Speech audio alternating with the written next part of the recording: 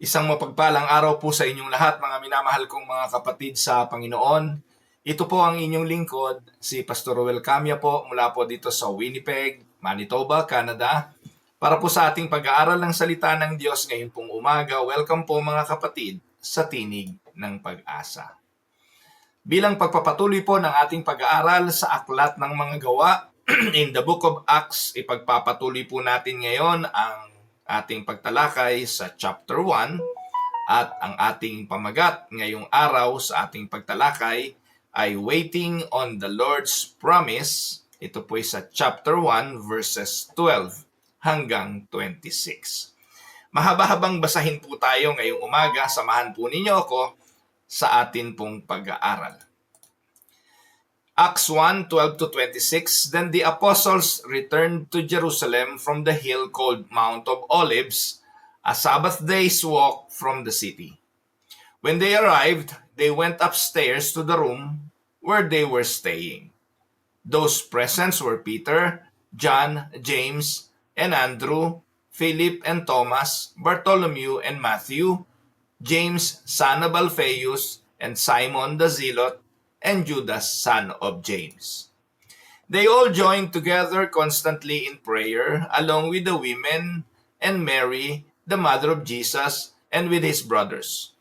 In those days, Peter stood up among the believers, a group numbering about 120, and said, "Brothers and sisters, the scripture had to be fulfilled in which the Holy Spirit spoke long ago through David concerning Judas, who served as guide for those who arrested Jesus. He was one of our number and shared in our ministry. With the payment he received for his wickedness, Judas bought a field. There he fell headlong, his body burst open, and all his intestines spilled out.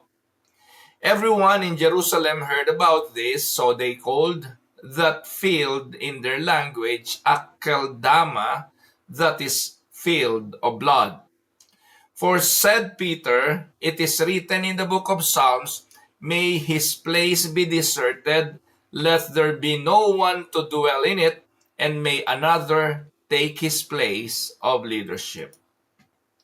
Therefore, it is necessary to choose one of the men who have been with us the whole time the Lord Jesus was living among us, beginning from John's baptism to the time when Jesus was taken up from us, for one of these must become a witness with us of his resurrection. So they nominated two men, Joseph, called Barsabas, also known as Justus, and Matthias. Then they prayed, "Lord, you know everyone's heart. Show us which of these two you have chosen to take over this apostolic ministry, which Judas left to go where he belongs." Then they cast lots, and the lot fell to Matthias. So he was added to the 11 apostles. Pagpalain nawa ng Panginoon ang pagkabasa at pagkadinig ng kanyang mga banal na salita na sa araw na ito'y ating pagbubulay-bulayan. Ang theme ng Acts chapter 1:12-26 ay ito. God calls His people to obey, to pray, and to trust His sovereign plan while waiting for His promises to be fulfilled. Kahapon natin pong pinag-aralan yung huling 40 days ng ating Panginoong Hesukristo kasama ang kanyang mga alagad bago siya umakyat sa langit. Sa ating pag-aaral kahapon, nagkaroon pa siya ng huling pagkakataong makisalo sa mga alagad sa isang pagkain, sa isang pagsasalo-salo. At doon, kanyang sinabi sa kanila na huwag ninyong lilisanin ang Jerusalem. Hintayin ninyo ang pangakong Espiritu Santo. From nowhere, biglang nagtanong ang mga alagad at ang sabi ng mga alagad, "Panginoon, are you going to establish your kingdom?"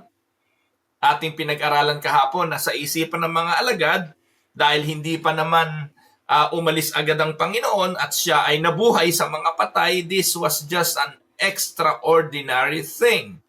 Can you imagine? They saw him punished by the soldiers of the Romans. They saw him crucified, dead, and they witnessed the burial of the Lord Jesus Christ. And then all of a sudden, itong namatay na ito ay kasama nila at nabuhay.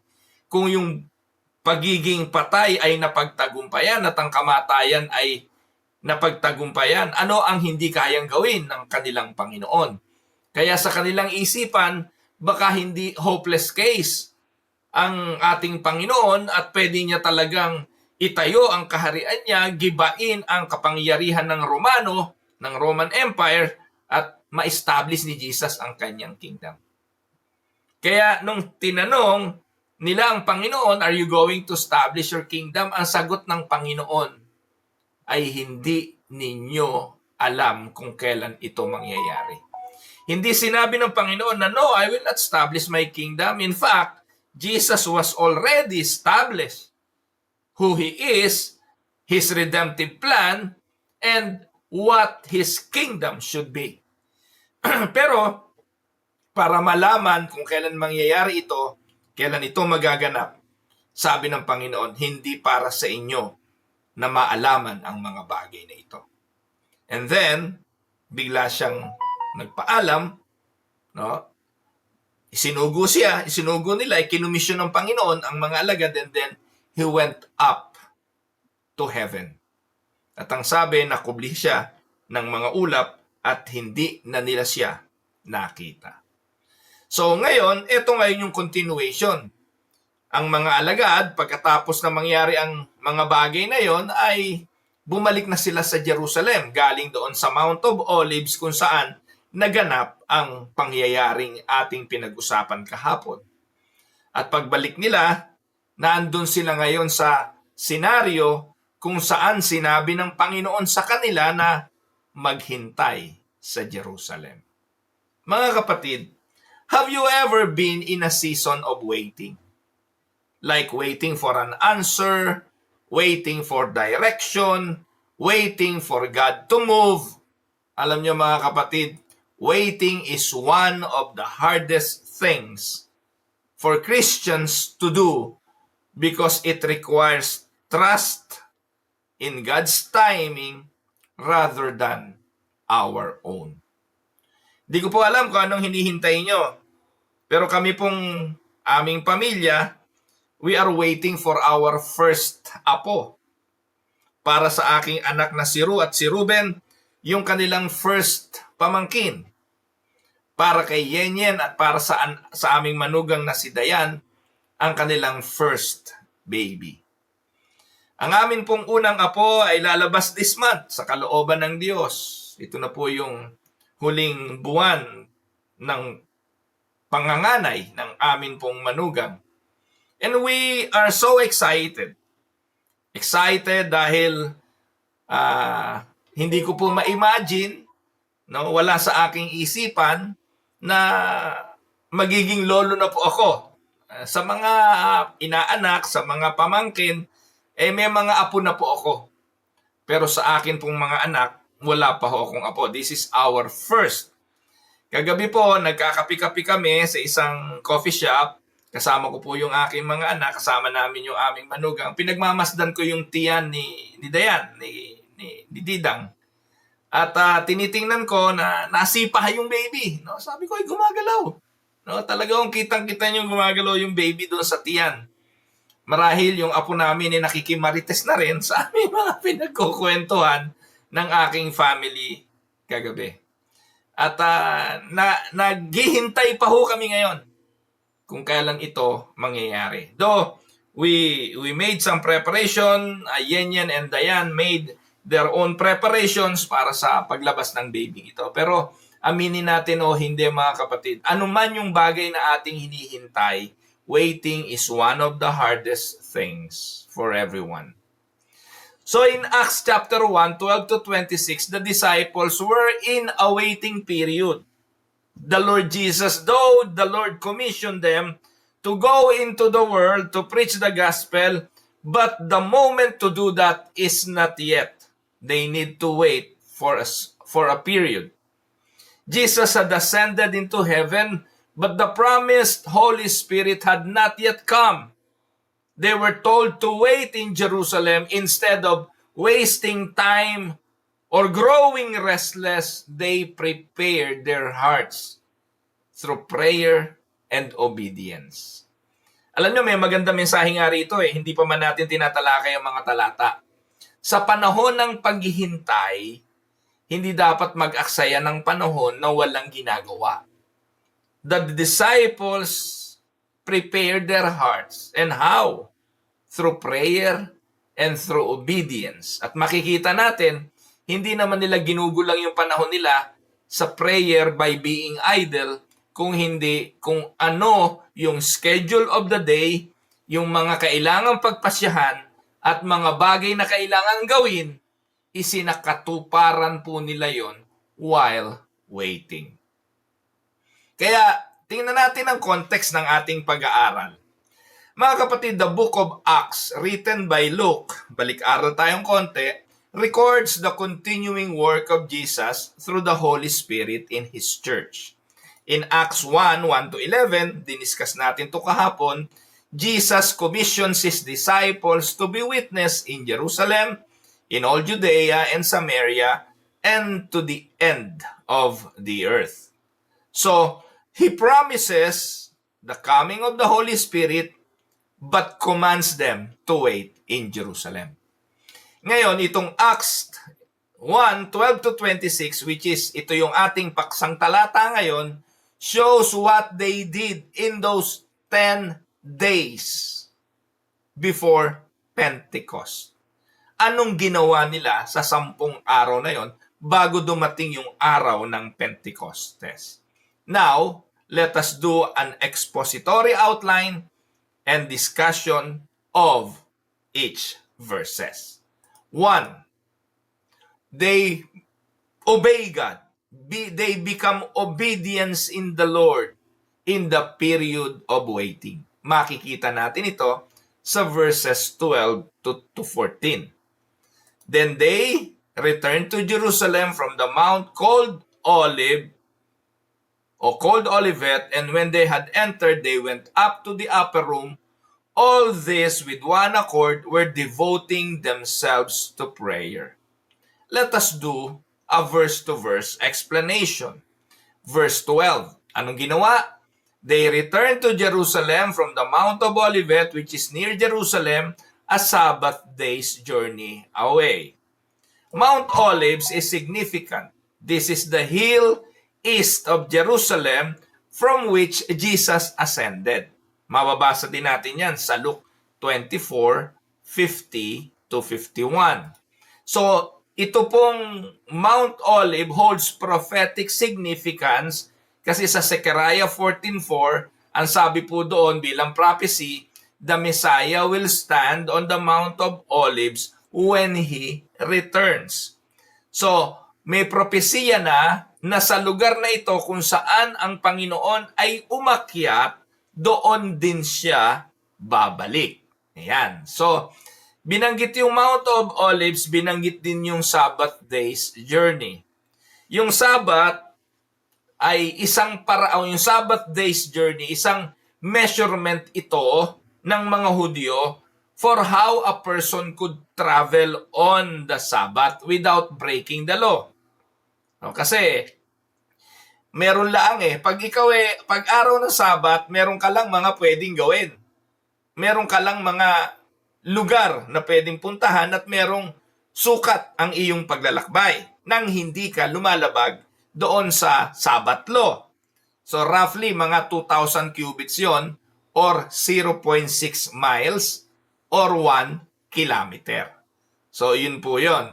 So kaya ang nangyari dyan, si Luke uses it para i-describe yung distance. Hindi dahil ito'y Sabbath na ibinibigay sa atin yung yung familiar references sa mga Hudyong tagabasa. In fact, ano bang pakialam natin dito kung ano yung bagay na yan, yung Sabbath's day journey na yan. But in reference to those who are Jewish, naiintindihan nila ito kasi alam nila yung batas at alam nila yung sukat ng mga dapat lang lakbayin ng isang Hudyo kapag araw ng Sabat. Now, ano ang key point nito? The disciples obeyed Jesus by returning to Jerusalem, showing that obedience often comes before empowerment. Ang punto nito, sinunod nila yung panuntunan ng araw ng Sabat, hindi nila to nilabag. Bumalik sila sa Jerusalem para maghintay. Sinunod nila lahat ang gusto at ibinili ng ating Panginoon. Sa Jerusalem, sila maghihintay ng pangakong kapangyarihang manggagaling sa Espiritu Santo. Kaya ang unang punto na nais kong ipakita, yung pagsunod ay nagre-resulta ng empowerment. Hindi ka i-empower bago ka sumunod. Ang mangyayari, sumunod ka, and as you obey, you will receive the empowerment. Huwag niyo pong kalilimutan mga kapatid, na hindi nagsimula ang pagsunod ng mga alagad nung bumaba na ang Santong Espiritu sa kanila. Mali ang pananaw kung kaya sila sumunod dahil na-empower na sila. No, dito pa lamang, they obeyed Jesus by returning to Jerusalem and by traveling, without breaking the law of Sabbath, and they went back to the place where Jesus want them to wait. So makikita niyo po mga kapatid, ganun din sa buhay natin at ang mga alagad na tinawag ng Panginoon. Si Moses, utal-utal, hindi naman siya hindi naman ginawa si Moses na magaling bago siya sumunod. No, walang nagbago doon. So, yung mga tinawag ng Panginoon na mga lingkod na naging makapangyarihan at nagamit sa ministeryong pagkakatawag, makikita natin na nauna muna yung kanilang obedience and then follows the empowerment. Noah, when God called him to build the ark, makikita natin na hindi naman binigyan ng kausayan muna si Noah bago niya gawin. No. The empowerment was given to him when he decided to build the ark.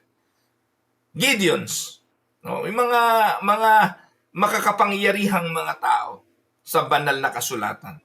Makikita natin na yung obedience often comes before the empowerment. So yun po yung nais kong makita natin. Verse 13. And when they had entered, they went up to the upper room where they were staying. Binanggit yung upper room.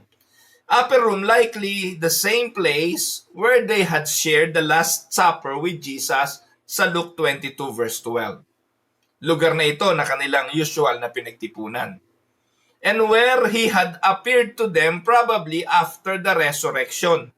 Doon din sila nagtitipon. At itong lugar na ito probably is their place of operations. Ito yung pinakasentro ng kanilang mga tipunan. Tapos, binanggit din sa atin ng talata yung talaan ng mga apostol. Ayan. So, Peter, John, James, Andrew, Philip, Thomas, Bartholomew, Matthew, James, son of Alphaeus, Simon the Zealot, Judas, son of James. This is the full list of the remaining 11 apostles after Judas Iscariot's betrayal and death. So makikita po natin mga kapatid na wala ni isa sa 11 apostol ng Panginoon ang absent. They were all present during that time. Even Thomas, na noong nagpakita ang Panginoon for the very first time, ay absent. Dito, he was present. So makikita natin yung variety in their backgrounds. Some are fishermen, tax collector, yung iba ay political zealot like Simon the Zealot, isang makabayan yan. Maybe pag sinabing makabayan, sa panahon natin yan, mga, di ba sa Kongreso at Senado, meron naman tinatawag ng mga makabayan block. Sila yung mga mapagtanggol sa karapatan ng tao, ganun. At napasama ang isang Simong Zelote sa band of disciples ng ating Panginoon dahil sa siguro nung una ang naisin niya ay magandang leader to si Jesus. Bukod sa may power na, may karisma.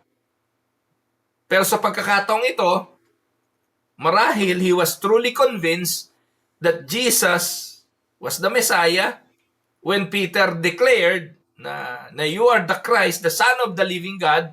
Ang sabi ng Panginoon hindi naman flesh and blood ang nag-reveal nito sa iyo, kundi ang amang nasa langit.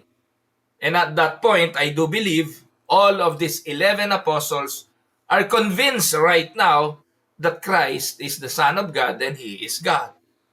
So, sa kabila ng different backgrounds ng mga apostol na ito, it shows that Christ unites people who would never naturally come together. Hindi po yan magkakakampi, hindi yan magkakabate. No? Magkakaiba ng political inclination yan, magkakaiba ng pananaw. Ang mga tax collector ay kaaway yan ng mga fishermen, kaaway yan ng mga taong bayan kasi mga magnanakaw ang turing dyan.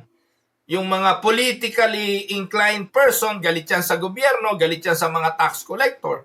Kaya this men, band of people na binuo ng Panginoon, magkakaiba yan Magkakaiba, hindi lang karakter, hindi lang personalities and temperaments, pero na-unite sila ng Panginoon bilang isang iglesia. Palatandaan lang na katulad natin bilang mga iba't ibang tao ay binuo ng Panginoon sa isang katawan. So the apostles were not scattered in fear anymore. At this point, they were united because they are now in a mission. What they are just waiting is the empowerment, and they are being obedient to Jesus by being stay put and wait for the coming of the Holy Spirit. Now, tingnan natin ngayon ang verse 14. Sa verse 14, all this with one accord were devoting themselves to prayer, together with the women and Mary, the mother of Jesus, and his brother. So ano pong makikita natin sa talata na 14? One accord is the word that was mentioned. One accord. This phrase sa Greek ay homotimadon, na ang kahulugan with one mind, with one purpose, in perfect unity. Napakagandang paglalarawan ng unang iglesia. Unang grupo ng mga mananampalataya. And take note mga kapatid, makikita natin na ang empowerment ng kapangyarihan ng Diyos ay lagi na andoon sa diwa ng pagiging isang isipan, isang layunin, at isang pagkakaisa. Kaya when there are discord, when there are disunity sa simbahan, hindi maranasan ng simbahan ang kapangyarihan ng Santong Espiritu. Kasi the operation of the Holy Spirit is centered primarily on obedience to Christ and in unity of mind, purpose, and spirit. So unity is the theme in Acts chapter 2, verse 1, Acts chapter 4, verse 24. Ngayon, ano ginawa nila? Sila ba'y nakaupo lang doon, nagkakape-kape habang naghihintay sa pagbaba ng Espiritu? No. They devote themselves to prayer. So the verb shows continuous, steadfast commitment and obedience. They were not passively waiting for the Spirit. They were actively seeking God. Kaya magandang payo to mga kapatid na kapag meron kang hinihintay, huwag kang tumigil. Kapag meron kang hinihintay, huwag kang magmukmok. Kailangang merong pagkilos na dapat gawin. So they were actively seeking God. Ngayon, sino-sino ba yan? Puro lalaki lang ba yung mga binanggit yan? So makikita natin dito yung diverse group of people. Not only the disciples na pinangalanan, meron ding mga babae. Possibly includes those who supported Jesus' ministry. They were present at the cross. They were present at the resurrection. Pinangalanan yung iba dun si Maria Magdalena, si Joanna, si Salome. Those were the women na maaaring present dun sa 120 people. Pinangalanan sila, 120 sila dun sa upper room. Malaki yung room, no? Malaki yung upper room. At kasya yung 120 individuals. Among them, nandun din si Mary, the mother of Jesus. Pinangalanan si Maria na anak, na ina ng Panginoon sa laman. And this is the last time, take note, this is the last time Mary is mentioned in the New Testament. And here she is simply a disciple among disciples. No extra power, no extra miracle, praying for the Spirit like everyone else. At kung ano yung tinanggap ng mga pangkaraniwang tao na 120 na nandun sa upper room, yun lang din ang tinanggap ni Maria. Hindi po siya itinaas sa babaeng lahat para maging makapangyarihan, na maging tagapamagitan, na idambana, igawa ng ribulto at luhuran, at panalanginan para maging tagapamagitan sa Diyos at sa tao. Kaya po binanggit ang pangalan dyan ni Maria. Para lang ipakita, just like the disciples, just like the 120 unnamed. Take note, no? Ang pinangalanan lang naman dyan, yung 11. Yung mga babae at saka itong si Maria at ang kapatid ni Jesus. His brothers. Na dati mga skeptical sa John chapter 7 verse 5. But at this point, they believe after the resurrection of Jesus. At binanggit yung pangalan, no? Mentions Jesus appearing to James, his brothers, sa 1 Corinthians 15:7. So dito po mga kapatid, just like any other 120 individual, uulitin ko, si Maria ay wala nang naging ibang role para idambana, sambahin, luhuran, at manalangin para sa atin. In fact, ito ang huling pagkakataon na binanggit si Maria sa New Testament. Ano ang key point? The early church began in prayerful unity, men and women together, they await for the promise of God. Now, anong application natin dito mga kapatid? Una, obedience must come before blessing. Nabigyan ko na ng reiteration konti kanina. Many Christians want God's power without following God's instruction. Hindi mangyayari yun.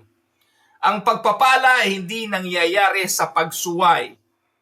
Ang pagpapala ay nangyayari sa pagsunod. Amen? Prayer is the believer's lifeline while waiting for God to move. And if you are waiting for something, waiting for anything to happen, marahil naiinip ka na, prayer is the lifeline. And third, unity strengthens the church during uncertain seasons. Ang pagkakaisa ng iglesia, pagkakaisa ng mga kapatiran, ang makapagpapatibay sa panahon ng walang kasiguruhan. Amen? To illustrate this, think of an athlete waiting for the big game. They don't just sit around. While waiting for the big game, they train, they stretch, and they prepare mentally. Si Manny Pacquiao, kapag pinapanood natin ang kanyang mga laban, habang meron pang ginagawang mga preliminary rounds ng ibang mga boksingero, yung mga primer kung tawagin, makikita natin minsan na biglang ifo-focus ang camera sa dugout o yung sa, ano ba tawag doon, basta sa lugar kung saan holding area nandun ang mga boksingero. At ano ginagawa nila? Di naman nakaupo lang doon at walang ginagawa, naghihintay. No. The boxer kept on punching. stretching, habang hinihintay ang kanilang panahon ng paglaban. So ganito rin, the disciples were spiritually preparing for the mission ahead. At habang pinaghahandaan ang mission na ito, they are in the mode, in the spirit, they are in the mode of prayer and doing something while waiting for the promised Holy Spirit. Amen? So, napakahalaga to trust God's sovereign plan. At ito po ang ipinakikita ngayon na susunod na mga talata, verses 15 to 20. Ano po sinasabi ng verse 15? In those days, Peter stood up among the brothers. The company of persons was in all about 120 and said. So dito binanggit na yung 120. Tumayo si Pedro sa gitna nila at nagsalita. Let us look at the word in those days.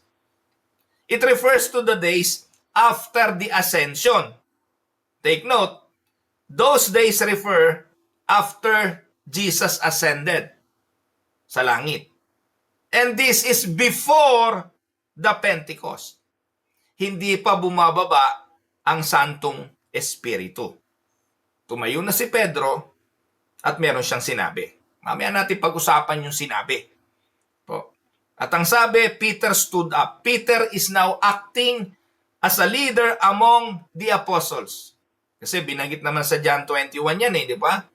Though he had denied Christ earlier, when he was restored, ano sabi ng Panginoon sa kanya? Feed my sheep. Take care of my sheep. So ito yun. Yung commission na yun kay Pedro. So binanggit yung 120 dyan. This shows that Jesus followers at this point were relatively small in number. Kumonti na. Yung multitudes of people, yung 5,000 na nakikain, yung 4,000 na nakakain, yung mga pinagaling, yung mga etc., wala na sila dito. But it is also significant because in Jewish tradition, 120 men were needed to form a new community with its own council or yung tinatawag na Sanhedrin bilang isang authority. Hindi man yan literal na kailangan magparehistro at para maiparehistro kailangan ng 120 men para kilalaning isang council. Hindi yan nagkataon lang. It was planned. Kaya ang isang iglesia, para kilalaning iglesia, kailangan may numero din siya. At paano mo kikilalaning iglesia kung wala nang miyembro? Yung pastor na lang at saka 3 tao. We cannot consider that anymore as a congregation. Kasi dito nga 120 yung number. Alam nyo, magandang pananaw ito Dapat pala para kakilalaning isang iglesia, at least may 120. Di po ba? Hindi ko to napag-isipan before Kasi nung araw, nung part naman ako ng isang malaking kongregasyon, dati 30 lang kinikilala na church Pero dito may panuntunan kasi ang Jewish Council, 120 men pala. Men yan, not includes the women. So the early church at this point is taking shape. They becoming, in essence, a community. Now, ano po nangyari sa verse 16?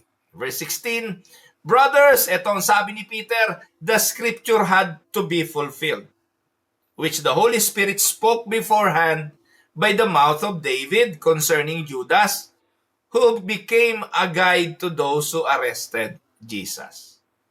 So ano pong sinabi rito? Yung naganap, maganda ngayon kasi nakikita na ni Peter na yung mga nagtatranspired sa kanilang mga harapan is a fulfillment of what the scripture is saying. Scripture had to be fulfilled. Kaya si Peter na-recognize niya na si Judas nga yung binabanggit sa prophecy ng Old Testament, sinabi niya na ito'y plano ng Diyos at kailangan mangyari, at anong sabi? Kailangan siyang palitan. The Holy Spirit spoke by David affirms that the Psalms are inspired by the Spirit. Kaya yung paano yung Psalm ay naging kasama sa canon of the Scripture, because of that idea na yung mga sinabi ni David, mga pahayag ni David, ay galing sa inspirasyon ng Banal na Espiritu. Sinabi doon, Judas' guide to those who arrested Jesus.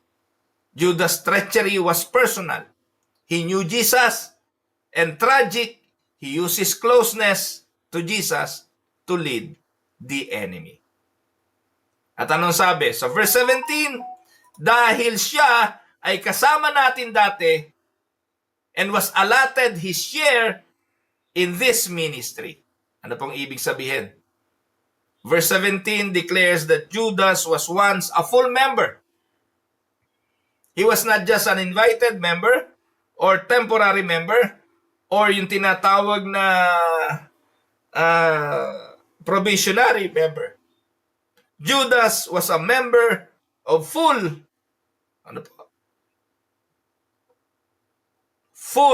apostolic circle. And even Jesus entrusted him with responsibility. Yung term na allotted his share in this ministry, he shared in the ministry of what? Proclaiming the kingdom, but he forfeited it through sin. Kaya dito ating makikita yung katotohanan na hindi lahat ng nagpapahayag ng salita ng Diyos ay totoong anak ng Diyos. Hindi lahat ng kasakasama sa ministry gumagawa ng paglilingkod. In fact, treasurer pa nga tong si Judas ay totoong anak ng Diyos. He allotted his share. Pero may motibo ang dahilan kung bakit niya ginagawa ito. At sa verse 18, mga kapatid, now this man acquired a field with the reward of his wickedness. And falling headlong, he burst open in the middle and all his bowels gushed out. Maganda rin pag-usapan to, bahagya mga kapatid. This verse explains Judas' fate in detail. Ang sabi, he acquired a field. Mga kapatid, di naman siya bumili ng lupang kanyang pinakinamatayan. In fact, sa Matthew 27:3-10, ang bumili ng lupang yan ay ang mga priest. They bought the field with Judas' returned silver in 30 pieces. And Luke is speaking as if Judas' actions indirectly led to its purchase. Kasi yung blood money na yun, di na pwedeng tanggapin ng mga pari yun. So kay Judas na yun. Kaya yung pinagkano nung 30 pieces of silver na yun, yun yung ibinili ng lupa. Kaya yung 30 pieces of silver na yun, malaking sum of money yun, nakakabili ng lupa yun. Indirectly, si Judas ang bumili nun dahil pera niya yun. Yun yung bayad sa pagkakanulo niya sa Panginoon. Now, dito, sabi, falling headlong. Falling headlong, he burst open in the middle. So this may mean Judas hung himself. Kasi sa book of Matthew, sabi, pagkaalis niya, siya nagbigti eh. Ngayon, ano ba kinamatay ni Judas? Nagbigti ba? O ito ang sabi rito, falling headlong, burst open in the middle, and his bowels gushed out. Alin ang totoo? Wala pong contradiction dito. The two accounts complement each other. Yung account ni Matthew na si Judas ay nagbigti at account ni Judas na ni Lucas na si Judas ay nahulog, sumabog ang bituka ay parehong tama. Two accounts complement each other, hindi po yan contradiction. Ang pananaw dyan, maaaring tama si Matthew, nagbigti si Judas. At habang nagbigti siya, nabubulok na siya, walang nakakita, nabubulok na. Ano mangyayari pag nakabigti ka, nabubulok na, mapuputol na yung ulo mo dahil sa pagkabulok, pagbagsak mo, sasabog ka na dahil bulok na. Nakuha niyo po yung idea, walang contradiction yan. Ang account ni Lucas, kasi post-mortem, investigation na yan. Ano ba nangyari dito? Si Lucas ay doktor. Siya ang merong vivid explanation of what happened. Si Matthew, sabi niya lang, nagbigti eh. Iyon ang pinagsimulan ng kamatayan. Pero si Lucas, mas morbid yung detalye. Kasi nga, doktor si Lucas. Kaya sabi niya, matindi ang pagbagsak niya, una ulo eh. Tapos sumabog ang kanyang bituka. Well, yun naman po ay ayon lang sa mga Bible scholars at sa ating mga nababasa. Now, tingnan natin ang verse 19. And it became known to all the inhabitants of Jerusalem. Nabalitaan to ng lahat eh. So that the field was called in their own language Akeldama. They called the field of blood. Verse 20. Field of blood, by the way, called so because it was bought with blood money. Not because sumabog yung dugo doon ni Judas. No.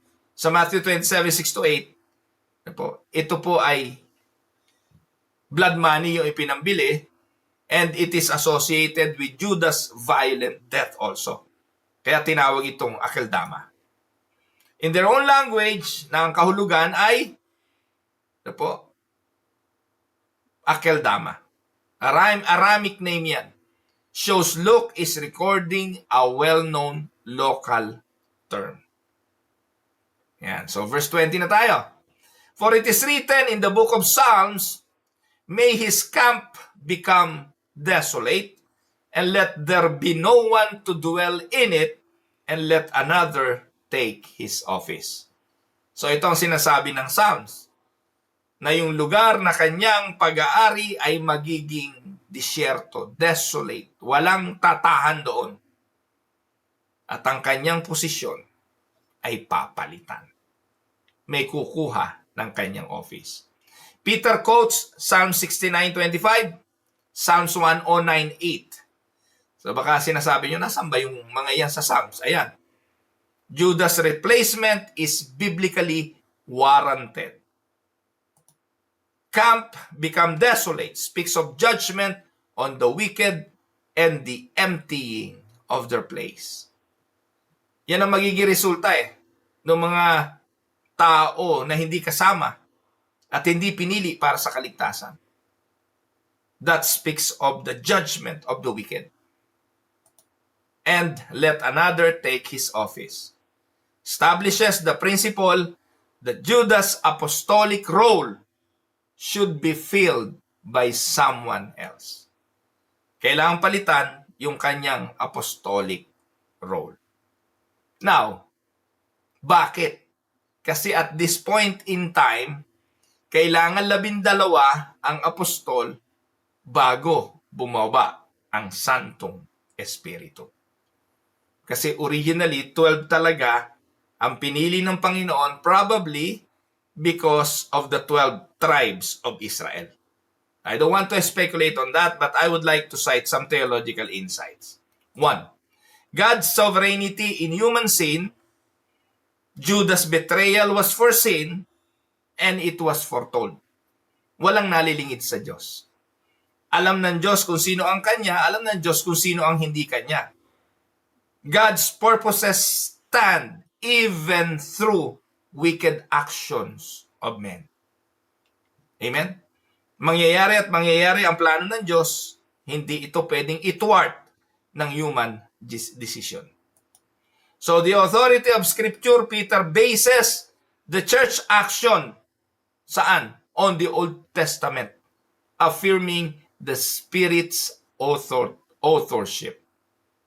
Ang pasya ng mga alagad, maging ang desisyon na palitan si Judas, ang basihan na ginamit ni Pedro ay ang sinasabi ng kasulatan. Inireveal sa kanya ito ng banal na Espiritu. Leadership and restoration, Peter who failed is now leading. God restores broken servant for his mission. Kung tutusin mga kapatid, Si Judas, ipinagkaanulo ang Panginoon. Si Pedro nga, 3 beses eh. Pero makikita ho natin ang kaibahan ng totoong ligtas, ng totoong pinili, at ng hindi totoong pinili. Pangapat, the purity of ministry. Judas' place had to be filled because ministry is a sacred trust. But unfaithfulness disqualifies. Kaya, pag pastor ka at dumating ka sa punto na bumagsak ka because of immorality, this disqualifies you for the ministry. Nakakapangilabot mga kapatid yung mga pinagtatakpan lang sa ministeryo eh. Yung mga pinagtatakpan lang sa kabila ng mga immoralidad, sa kabila ng mga ginawang kalokohan. Pero dito makikita natin yung mga unfaithfulness that primarily disqualifies a person in the role of ministry. Kahit ikaw pa pinakamagaling, kung corrupt ka naman, disqualified ka. Kahit pa ikaw ang pinakamahusay, kung nambababae ka, disqualified ka. Kahit pa ikaw ang pinakamaraming boto, pinakasikat, kung immoral ka, mukha kang pera, disqualified ka. Kaya makikita natin dito yung purity of ministry. Now, anong application natin dito? When betrayal, loss, or tragedy strikes, we can trust that God is still in control. Sa nangyari na ginawa ni Judas at sa mga nangyari sa mga alagad at sa Panginoong Hesus, makikita pa rin natin sa kabila ng lahat ang Diyos ang may control. Mga kapatid, take note, Scripture is not just history. It is God's plan revealed and accomplished. Amen? At ipinakikita yan ng aklat ng mga gawa. So, bilang illustration, a master weaver uses even dark threads to create a beautiful tapestry.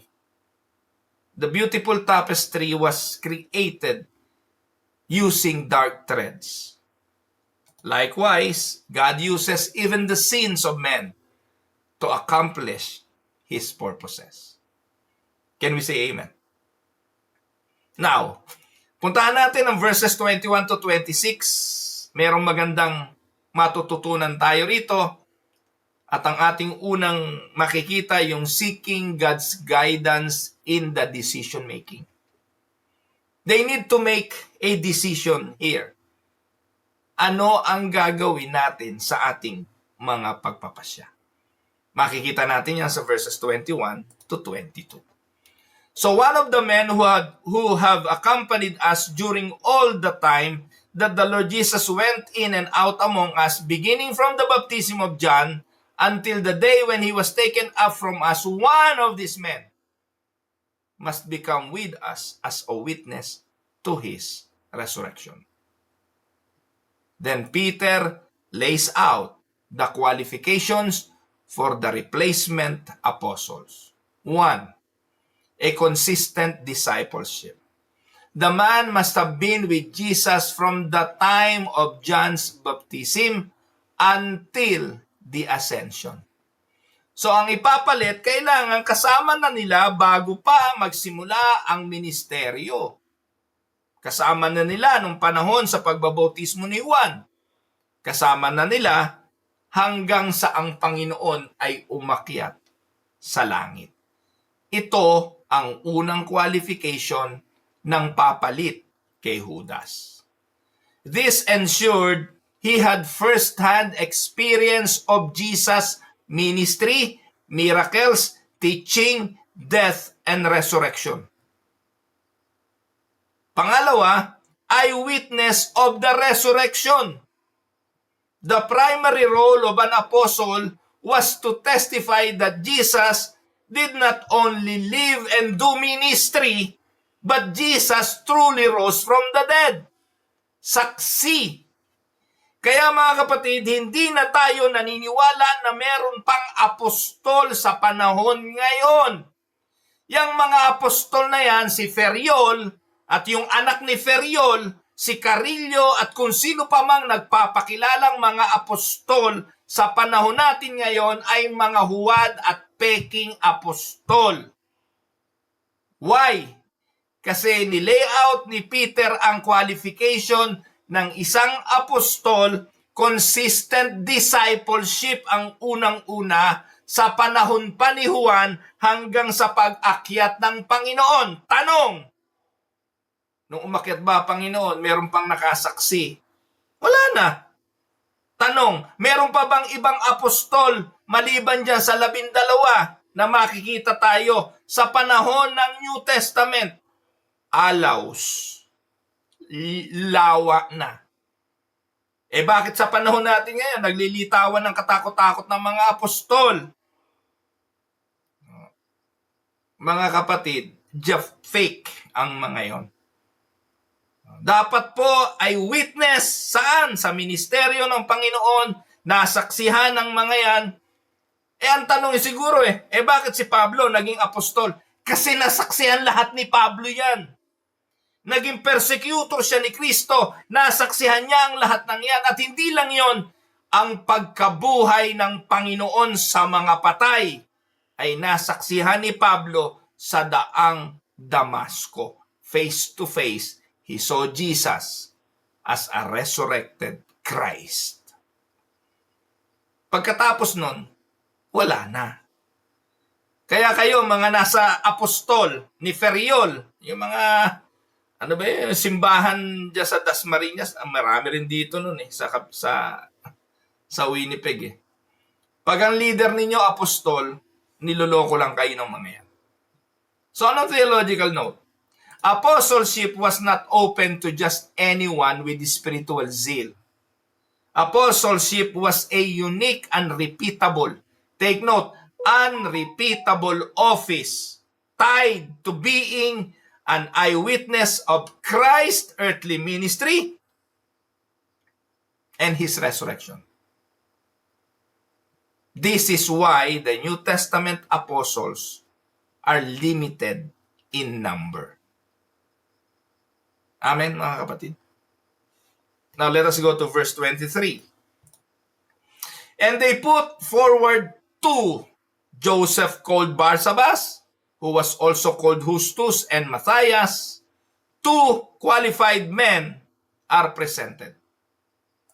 Joseph called Barsabas, we don't hear more about him after this. At si Matthias, chosen later by the casting of lot. So ano observation natin dito? The church didn't nominate themselves based on ambition. They recognize those already proven in faith and service. So ang choices is between 2 qualified. Parehong qualified yan. Ngayon, sa parehong qualified, sino pipiliin natin? Pumili na nga tayo At nung pumili tayo, parehong qualified ang nakita natin. Kaya the disciples use, ano yung sumunod nilang hakbang? Verse 24-25.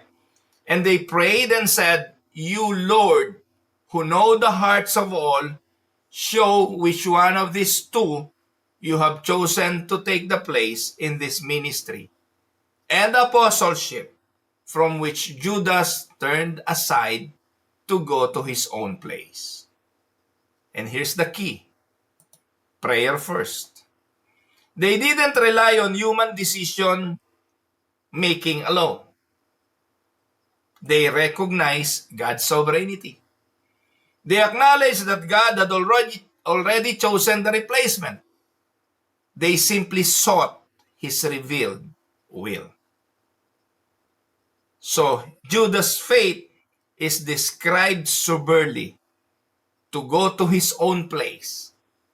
Pinili talaga ni Judas yon. Hindi siya pinuwersa ng Diyos. Hindi ang Diyos ang naglagay kay Judas na maging maging taksil at ipagkanulo siya. It was Judas' own decision. Dahil ang taong hindi regenerated, masusunod lagi ang kanyang gusto, hindi ang gusto ng ating Panginoon. A reference to his eternal destiny apart from God and a destiny of the depraved human being. Amen? Now, let us go to verse 26. And this is something very controversial. And they cast lots for them, and the lot fell on Matthias, and he was numbered with the 11 apostles. Bakit controversial? Kasi po mga kapatid, itong casting of lots was a God-ordained Old Testament method of discerning His will. Mababasa po natin sa Proverbs 16:33. So this was the last time it appears in the New Testament after the Holy Spirit comes at Pentecost. We never see it used again. Why? Because the Holy Spirit now guides them directly. Ngayon, bakit ninyo ginagawa yan, Pastor Ruel? Oh, by the way, for those who are not familiar with me, with our tradition as UNIDA, we are still doing the casting of lots on choosing our leaders. Patuloy po namin ginagawa ito. Nagpepelotilya po kami. Bumubunot po kami kung sino ang pinili ng Diyos among qualified candidates. Ang tao magno-nominate, and those nominated by the people will be voted. Kaya mahaba ang proseso namin ng pagpili ng leaders Nakakalungkot, merong mga churches na wala nang gustong maging leader. I heard that there are churches here in Winnipeg, wala nang gustong maging leader. Bakit? Kasi ang proseso nila tao-tao lang. Sila-sila lang ang nasusunod, nagiging politikal. Alam niyo po, sasabihin ko sa inyo, sa Winnipeg Unida, walang, politics din ang tawag dun Well, every time na ina-exercise ng tao yung kanyang rights to choose, tawag doon ay politics. Pero wala pong namumulitika. Sa Winnipeg Unida, hindi uso ang pamumulitika. Iboto mo ko Kahit ka mag-anak, para magkaroon ng posisyon, iboto mo ko Walang ganun. Bakit? Kasi sa amin po, just to share a bit of what the practice of Winnipeg Unida and Unida Christian Church of Canada, the process of our election is this, something like this. We will do a nomination. There are members of the church, and if you are legitimate members of good standing, and someone nominated you for a position, kasama ka na dun sa leadership pool na tinatawag. Ibig sabihin, qualified ka for any position, ini-nominate ka, yung mga nominated na yon, on a certain day of the week or a certain Sunday, i-elect ngayon yon by the raising of hands ng mga members. Kung sino yung pinakamataas na boto, halimbawa, elders, we need 4 elders. Kailangan nating magboto ng mga elders. So, taasan ng kamay. Kung ang na-nominate ay 20 elders at nung nag-election na ngayon, kukuha tayo ng 10 elders, yung top 10 na pinakamataas na boto ayon sa boto ng mga tao.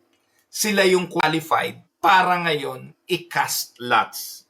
At doon piliin yung 4 na magiging elders. So by the way, hindi ko naman kailangan ipaliwanag na ito para kumbinsihin kayo na tama yung ginagawa namin. But in all, In all honesty, ginagawa po ng Winnipeg Unida ang casting of lots. Bagamat I mentioned a while ago na sa New Testament, this is the last time na ginawa nila ito. Pero hindi nangangahulugan mga kapatid na mali ang ginagawa namin dahil ginagawa pa namin ito. At ang sinabi ng mga reformers, kaya hindi na yan ginagawa ng mga apostol kasi they were now guided by the Holy Spirit. Ang tanong, Hindi naman naririnig ang tinig ng Holy Spirit hindi ba?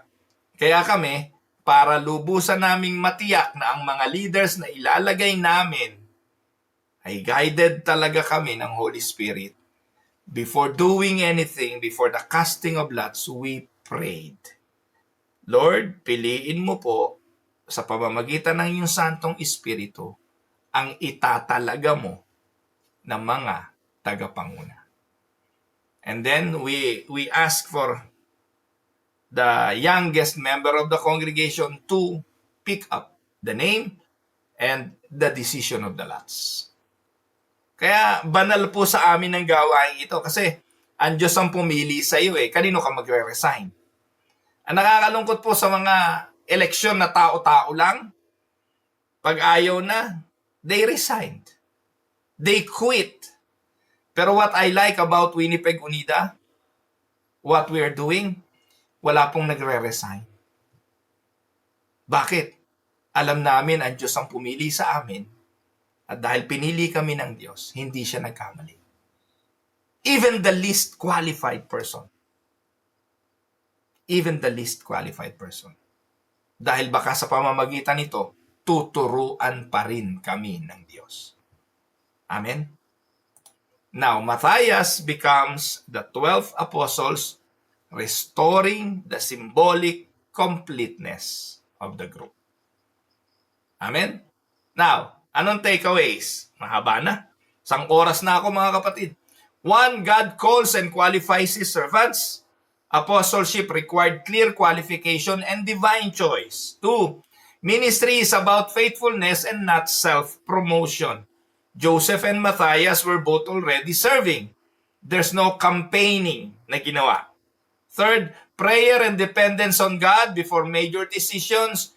The early church sought God's direction. And the last, 4th pala, the office of apostles is unique. It was limited to eyewitnesses of Christ's ministry and resurrection. Wala nang apostol ngayon.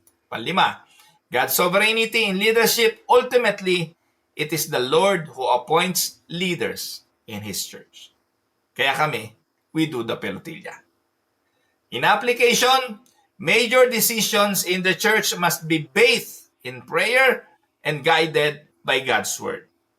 God's choice is always better than our preference. The casting of lots ended after Pentecost because the Holy Spirit now guides the church directly as per the Reformers' points of view. Pero kami sa Winnipeg Unida, we still follow dahil hindi naman ito ipinagbawal at alam namin ito pa rin ang paraan kung papaano kami ginagabayan ng Holy Spirit. And to illustrate, choosing a leader in the church was like steering a ship. You needed a compass, God's word. You need a map, God's mission. And the wind, the Spirit. Without all three, you drift.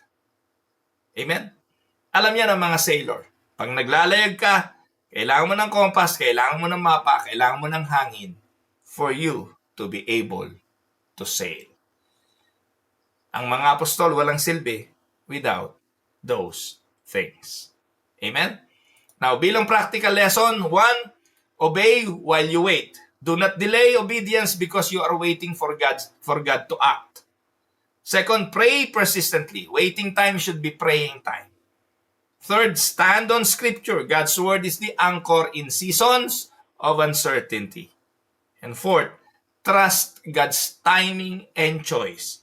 His plan is perfect even when we don't see it fully.